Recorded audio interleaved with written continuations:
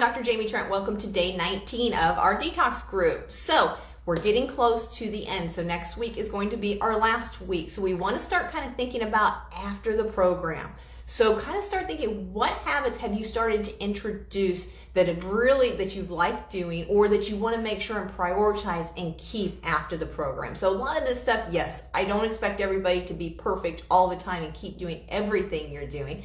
But hopefully several of the habits you've picked up over the last 19 days stick. So like, are you going to continue to drinking more water? Are you going to continue getting that 8 hours of sleep? Are you going to continue getting at least 80 to 90% of your food intake coming from the whole foods that you're eating now?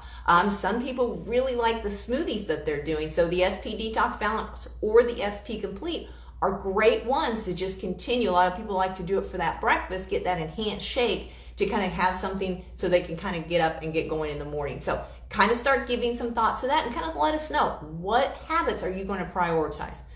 Also, the other thing is, a lot of foods that you were maybe eating before the detox program, you have not been eating for the last 19, when you're done 28 days. So some examples are dairy, gluten, so that's going to be wheat and gluten, corn, soy, and for some of you, if you've taken eggs out. So these are kind of some of the top food intolerances. So a lot of times these can cause a lot of inflammation, a lot of gut issues, digestion issues, bloating, different things like that. So when you're done with the program, don't just completely go back to everything you were eating before. Try to bring one in at a time. So we call it a food reintroduction. So if you kind of have a suspicion that a food might have been causing some digestive stress, so dairy is a big one, like I said, gluten, all the ones I kind of mentioned.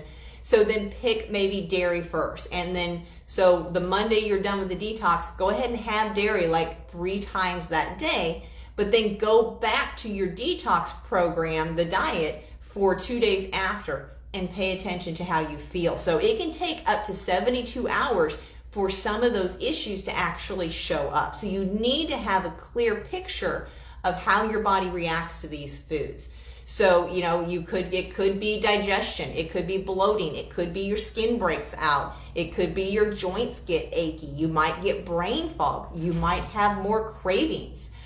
So those are just some examples of what it can be. So, but like I said, you introduce dairy, you have absolutely no problem, still feel amazing, then move on and do gluten next, and gluten and wheat. So you could do that next, and same thing, have it a few times in that day. And the reason we want to have it a little bit more is to kind of make sure we push that reaction so we can have a clear picture of, hey, my body does not like this food.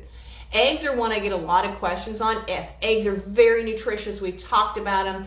But if you've got any gut issues or food intolerance or immune response going on in that gut, sometimes eggs can be one that can kind of set that off. So that's another one just to kind of pay attention to. So, all right, guys, we'll have a great rest of your day.